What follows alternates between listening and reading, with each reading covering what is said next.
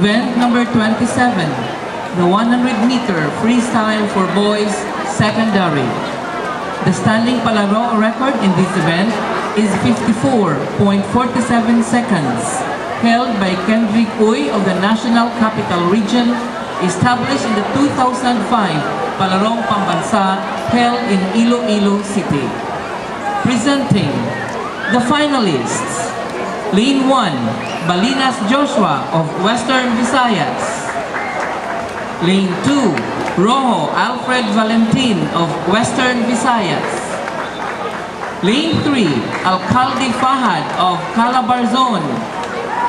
Lane 4, Mui Axel of the National Capital Region. Lane 5, Chua Jethro Robert of Calabarzon. Lane 6, Castelo Gabriel of the National Capital Region. Lane 7, Pilapil Mark Joseph of Mimaropa. And Lane 8, Sabornido Dominic of Northern Mindanao.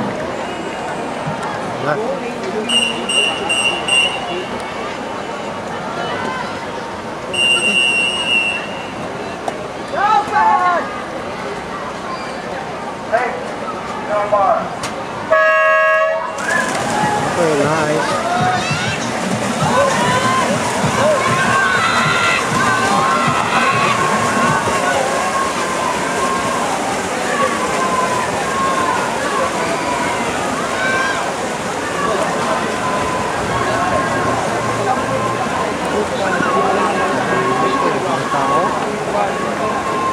Yan, sabay mo lang.